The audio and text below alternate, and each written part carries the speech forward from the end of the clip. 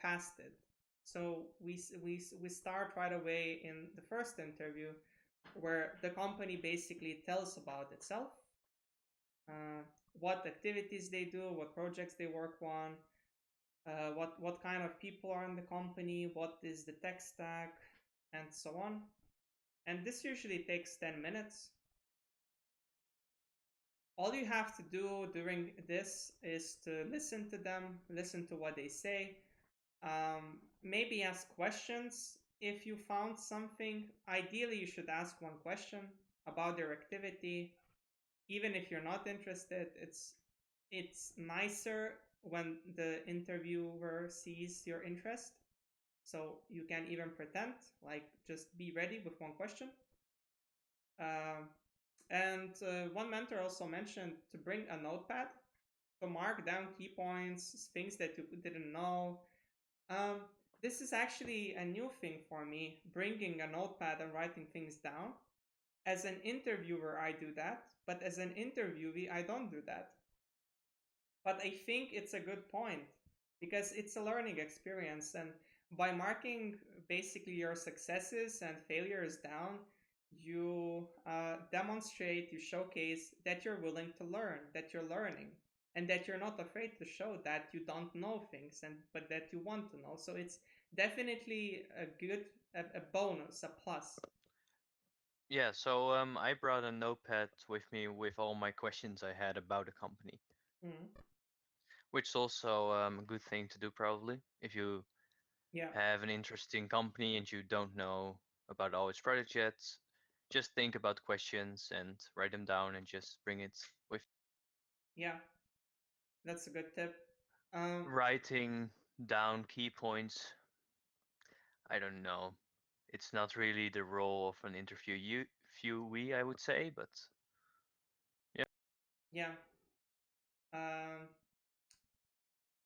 so, um, if from my personal experience, this isn't something that happens common. Uh, all the interviews I had to take part in, nobody brought a notepad. Um, so for me, this is different. But if I saw an interviewee coming with a notepad, I would be interested and amused and probably happy to see that. Maybe I would think it's trying too much, but at the same time, I would be pleased of seeing some different kind of setup for the interview and a different kind of mindset to go at it, at least in terms of bringing something extra.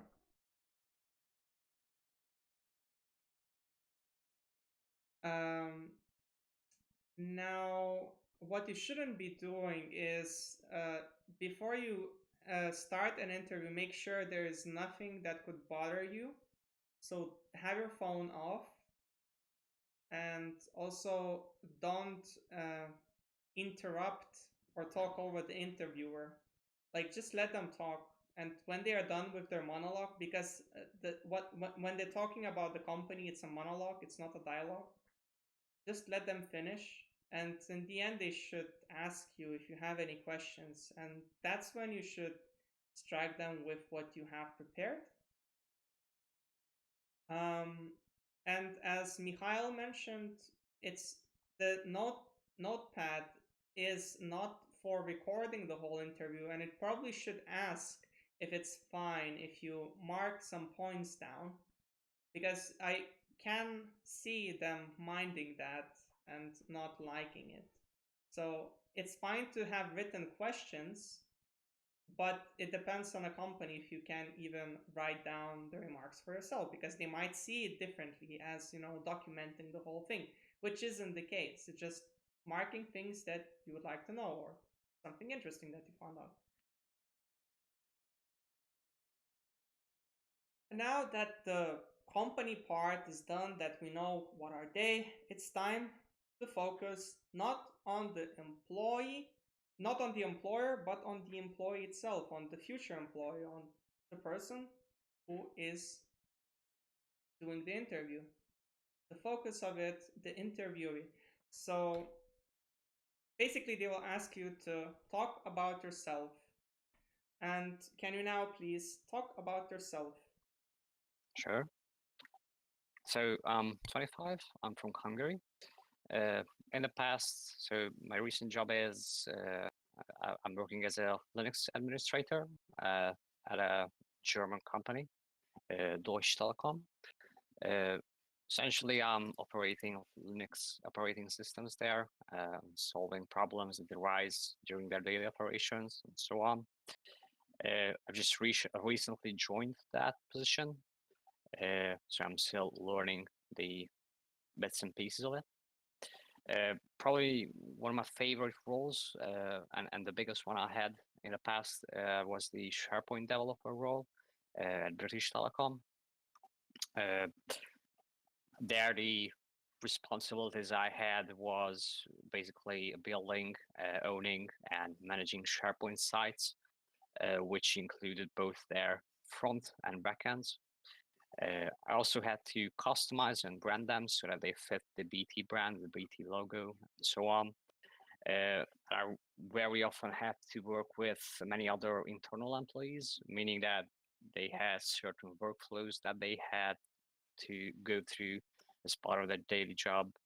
And the result of that, I had to kind of learn their own workflows as well and implement that into SharePoint environment, which basically allowed them to work on those daily tasks online and collaborate with their colleagues.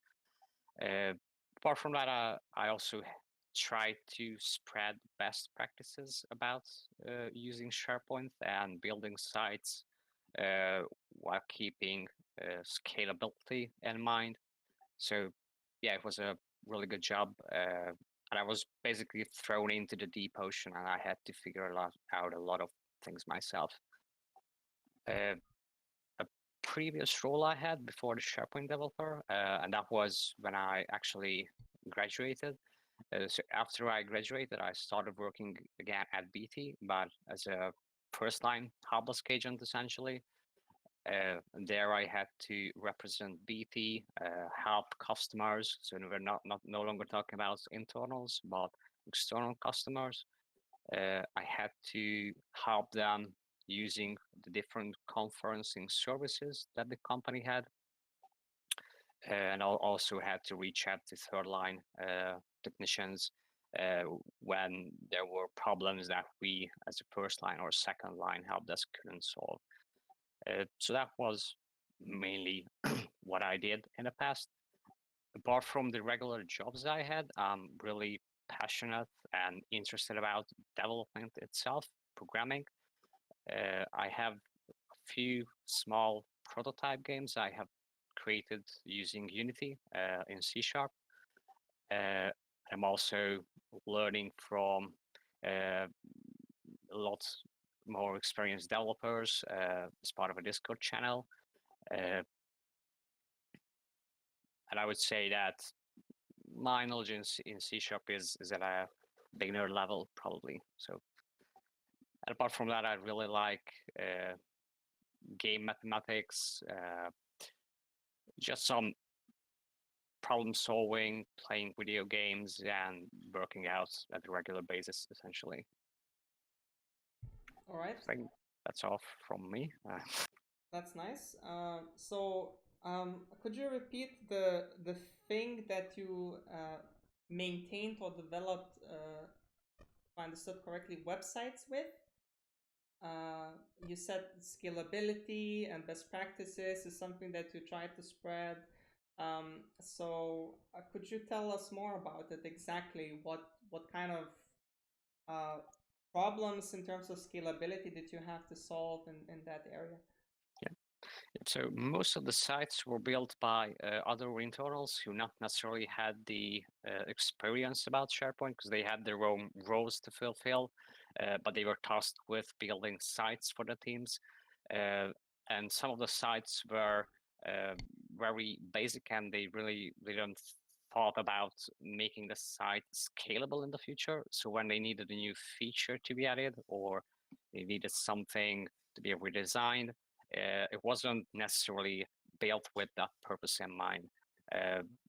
And when I've seen a site like this, which I've seen a lot, I try to rebuild them from scratch while also telling those internals that these are the things that we should pay attention to. And it wasn't something like I was embarrassing them or something like that. It was kind of like a teacher-student relationship with other people. All right, could you repeat the technology name again? Yeah, it was SharePoint. SharePoint. Yeah, it includes a lot of different technologies, I would say. It definitely requires you to know a bit about web development because it's a web-based platform. Even if you don't know complex JavaScript or other, I don't know, JavaScript libraries, you're still fine with it because SharePoint itself has a lot of built-in tools to allow you to create pages, publish content, manage who can access the site and who cannot. So it has a lot of helper functions built into it by Microsoft. Mm-hmm. So it's kind of easy to pick it up and start working with it and building simple stuff. But when you actually reach a point that you need complex systems, like let's say a ticketing system inside SharePoint, that you really need to dig into the technical limitations.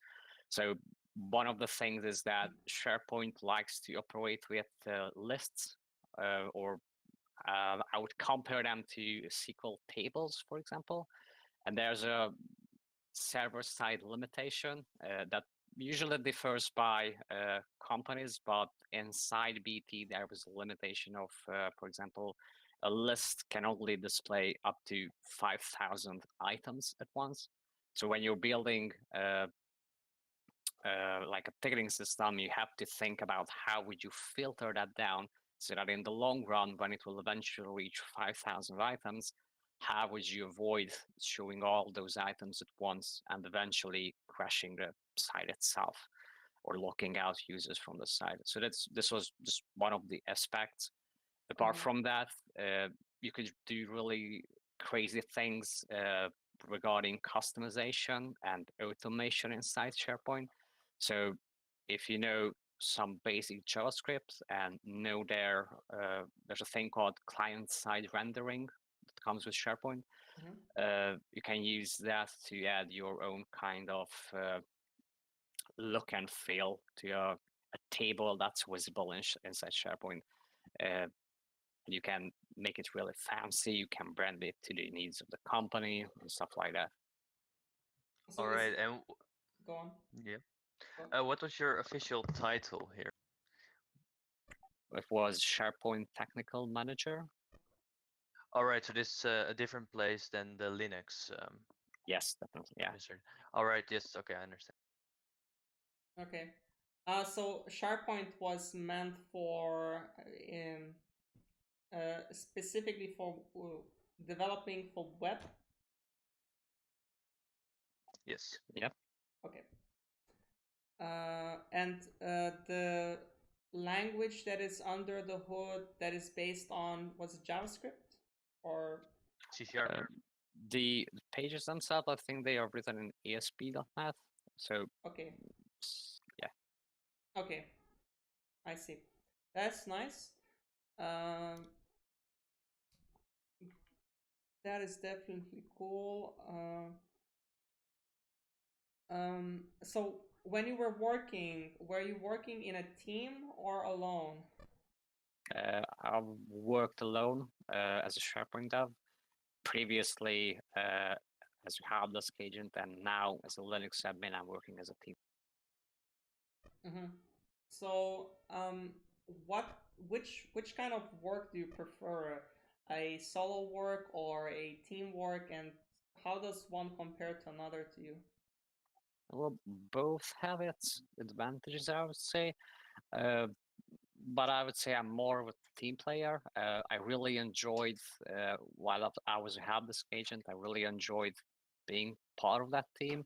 The guys there were really cool. And it was nice to know that there are other people who are a lot more knowledgeable than you in a given subject, and they could mentor you if you felt the need that you have something that's missing, which I didn't have as a solo developer. So when I was working with SharePoint alone, I didn't really have anyone I could rely on. So pretty much all the stuff I had to learn, I had to do it myself from Google and other sources. So it was a bit harder, I would say.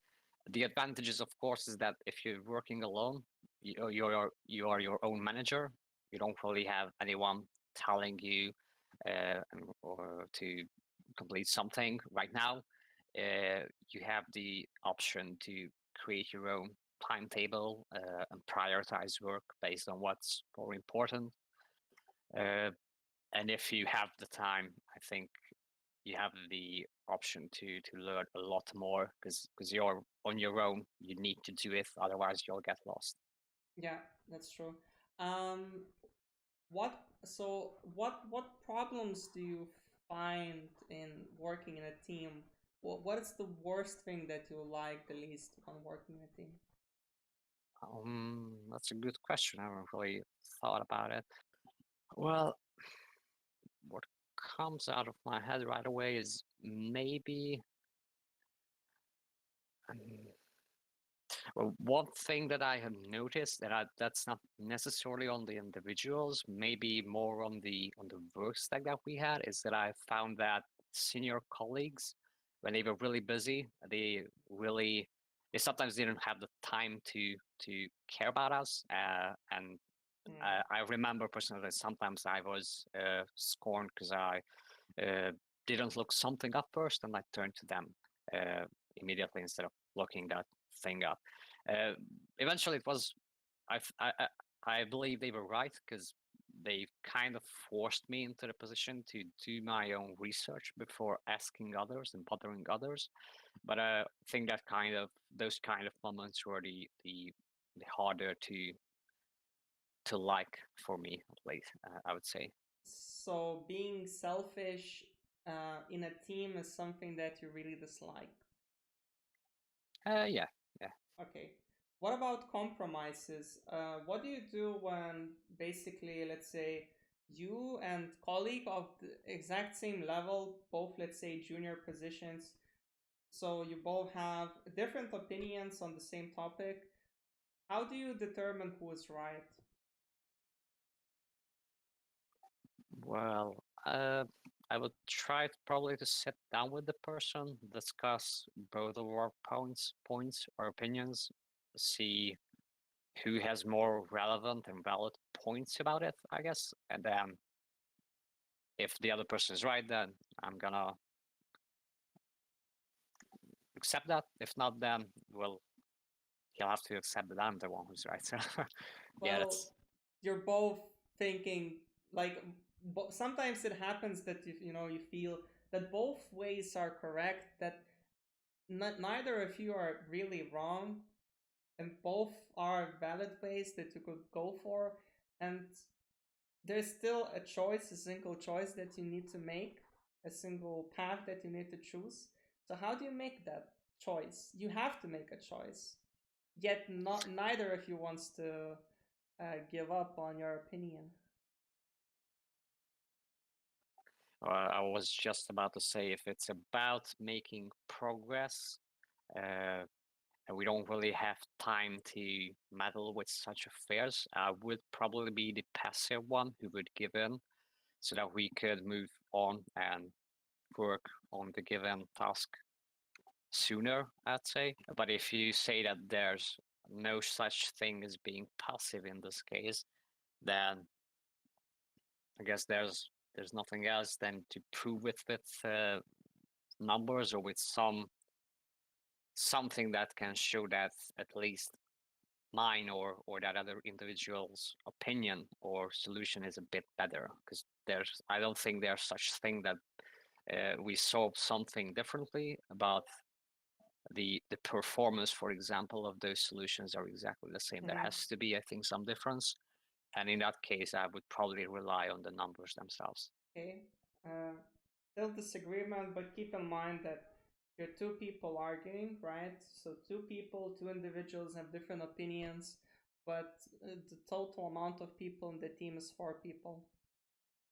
Do you still do anything about it or base it on numbers and Probably discuss it with the most senior colleagues first. Yeah. So if it's not just about the two of us, I would probably go to the seniors first, see what they think, or if they don't have time, then just schedule something that's for the whole team and try to discuss it together. right? What about so when you need to do some work, how well do you manage to estimate how long will it take, and how often do you or do you ever miss what the deadlines that you set for delivering your work? Well, when I did the SharePoint development job, I had to do a lot of scoping, I'd say, and trying to figure out how long something would take. Uh, most of the times, I would say I was probably kind of on point, but it was usually hard to tell in our case because the environment I was in really liked iterating over stuff.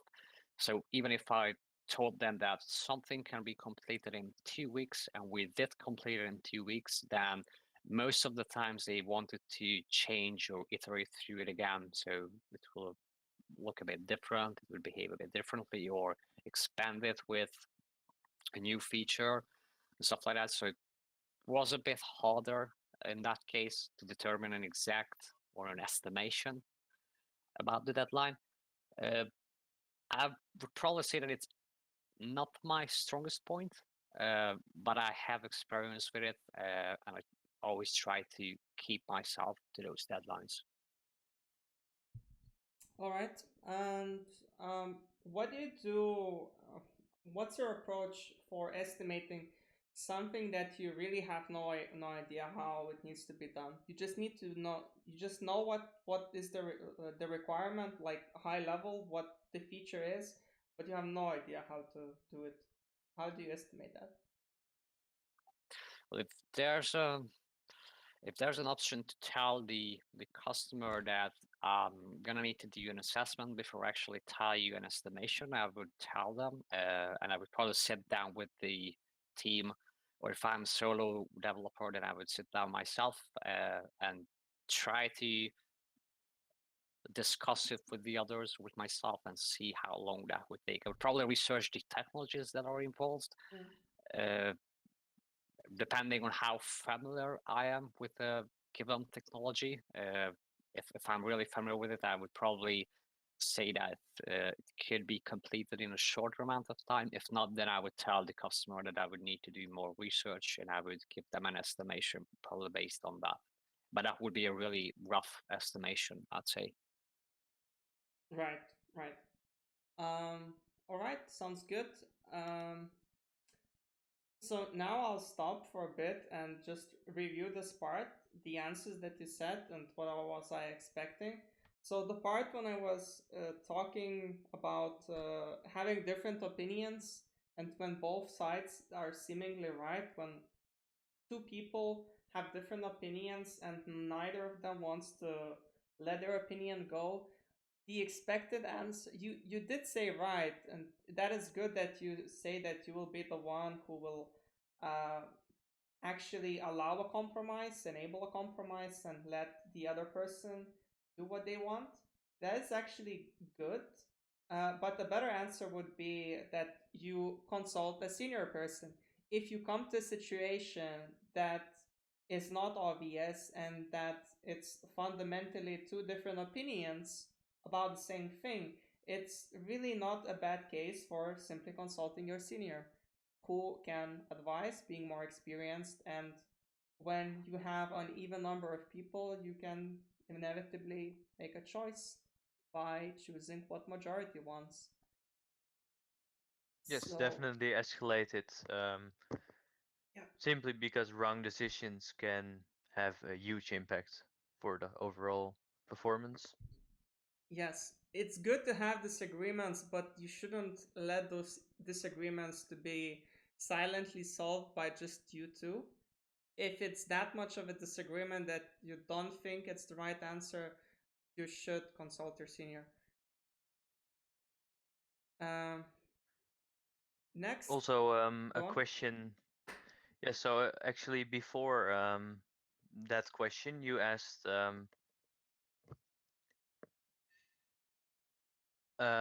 what you did not like about being in on your previous job, what you liked the least. And in fact, it was a very tricky question of guys. And you answered that the senior developers don't always have time to care about us, and I think that was not very well put. Quite a bad thing to say about your own teammates. You should I not, agree. yeah, you should not talk Yeah. negatively about your old colleagues. Just keep it for yourself, even if it's true. Even if you hate them, don't tell them. On the other hand, Kais actually put it differently for you, which was actually quite nice, and that is people being selfish is what you dislike. So you sometimes see that people are a bit selfish and you dislike that behavior. So that's something good to mention, but you should never personally attack old colleagues or in any Yeah. way. When you talk about negativity, you shouldn't be direct, and you should try to think how you can portray that in least direct way, but at the same time making a point clear. So just be careful about what you say. And the same goes for your qualities. When you talk about yourself, and uh, if somebody asks, what are your weaknesses and strengths? When you talk about weaknesses, you should portray them as a strength for a given situation. When does a weakness become a strength? And you shouldn't talk about weaknesses that are total flaws that would get in the way of doing your job. Avoid talking about those, but something like, I tend to overwork, oh boohoo, such a big weakness. That's a good thing to say to your employee. Usually when they ask me this question, I tell them that when, for example, there's something that I don't know, or I have to figure out something, or solve a problem, something like that, then I can't really let those things go. So they really go to my head, and I had a couple of nights when I couldn't really sleep, and I was just kept thinking about those things. So I'm kind of like a perfectionist, I'd say. That's good. I think that's a good way to put a drawback. I think that's good. It means that you care about work. So out of this drawback, you can tell that the person is caring, dedicated for the job, and uh, doesn't mind to overwork a bit. Overall, that's a bad thing, but for an employee, they just care about the job mostly, so it's a good thing for them. Uh, Employer. Okay. Uh, what you did great. It sounded honest. It sounded modest. I didn't see anything that would be like bragging. It sounded honest and true to me, so that's good. Um, what I forgot to ask, so I'll ask now. Can you tell about your portfolio more? Unity games, what were they about? Yeah. Did you manage to like have a playable game, or was it just a draft that you discarded later on? Most of them are prototypes. I have like, well, I don't have a lot to be honest. I have like 3 or 4. The first thing as my first project, obviously, it was the most ambitious one. It was a project where I wanted to create a game similar to Subnautica, but instead of, I'm not sure if you know Subnautica, uh, I do. basically a survival game, yeah. But I wanted to create something like Subnautica, but in space. And obviously, when I started working with the engine, I faced issues like, okay, I don't have a normal physical plane with where down is down and up is up. Because I'm in space, everything's relative. I had to figure out a lot of things there. and then I took it one step further when I figured out that I want to have spacecrafts in the game. And of course, if you're on a spacecraft in space and you have simulated gravity in the spacecraft, then regardless of what kind of position you are in space, the downwards direction will be always to the down of the spacecraft. So that gave me a lot of headache figuring out how to do that. And I actually had a kind of a hack to do that without a complex code. It's a really, I'd say, like a garage solution probably, but it works. The other one is it's a smaller project, and I'm still kind of contributing to that, but I'm focusing more on the homeworks and the chapters that we have. That little project is similar to a game like Hollow Knight. It's a 2D platformer with similarities to Dark Souls and sort of Souls-like series. I have a working movement system in that. I also made and draw a lot of hand-drawn animations. And I've also made an animator, so an animator class that handles the animations of the character based on what kind of state that character is in. So it also has a kind of a state machine kind of thing that keeps track of the state of the player. So if the player is running, it just tells other classes that the player is in a running state, and for example, the animator can pick that up. And if the player is running, then it can display the running animation. And all of those animations are hand drawn. They have like 8 frames per second. So it's very retro kind of. Very retro, has a very retro feeling. Okay, I think I have a clear picture of the game. So now let's go back to the do's and don'ts. When you talked about your portfolio, what I disliked, you did bring too much detail into describing your projects. And I am very bad at interrupting you because it's impolite. So it's hard for me to just cut you off and just move on to the next part, because I already got the picture from the first 20 seconds telling about the project. So it's definitely not needed to talk more, because remember, you have a set amount of time, a box of time where you have to sell yourself. So if you talk too much about the things that aren't that important, you're basically wasting your own time. That is for the meeting, for showing what you can do. They are not interested in what that project is. They're just interested in how does it showcase your skill set. And all I care is the technologies used and roughly at what state did you manage to put in, and probably how much time you spent making it. So how much time did the first project cost you to make, and is it playable? Should I answer that? Yes. Yeah, a couple of weeks. It's not really in a playable state. The platformer, it's kind of playable, but it needs a lot of work. Define kind of playable. Like, can I can share the link, for example, and you could jump around inside it, but there's no goal yet, and there's no menu, stuff like that. Okay. It's just the prototype. Okay. And how much time did you spend making it? Like 2 or 3 weeks. Okay. And it's on GitHub, I imagine. Yeah, it's on GitHub, yeah. Okay. So now let's go back to the points that you shouldn't be doing. Yes, can you clarify the try to sound as a leader? Yes.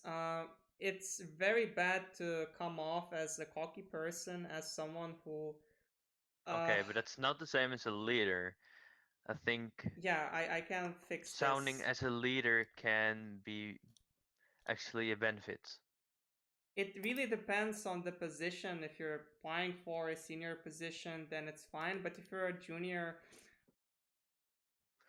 Well, Actually, to Julian's point, that can be an advantage, especially if you're doing projects on your own where right? you're contributing. It'll show your employer or potential employer that, hey, you might be a junior, but you're taking the initiative, and not just to start a project, but to help and start a small team where you're contributing to another project.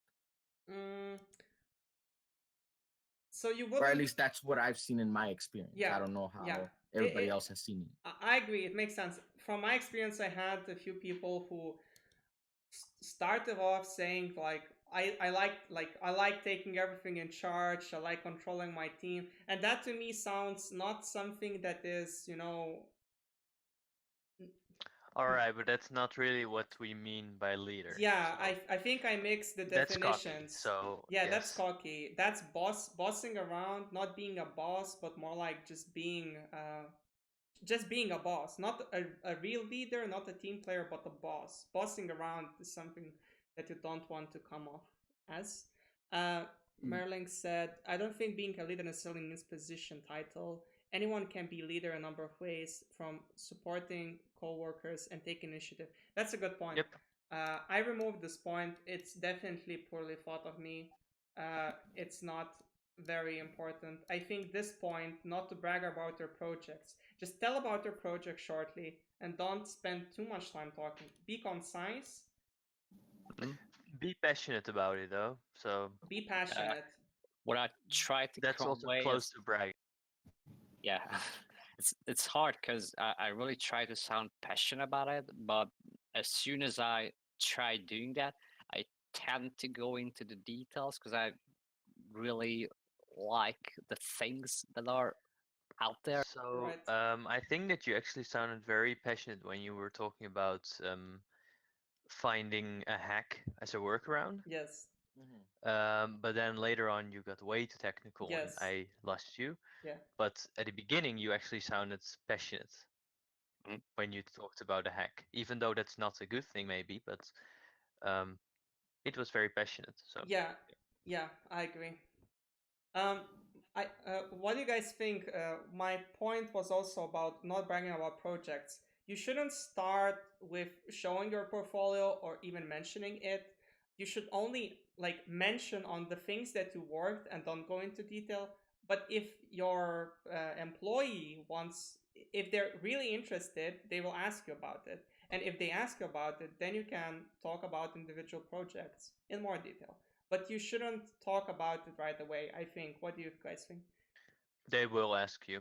So But if they Yes. don't, It's rare a time when they don't, mm-hmm, especially for upper level mm-hmm, developers, but for the juniors and mid level, they will ask you at least, do you have a portfolio you could show us? Or if it's already on your resume, they will question you about, oh, I saw your GitHub or your repository. Tell me a little bit more about the one project that you've completed that you've been successful at, or the one project that gave you a headache and a half, and tell me what you did to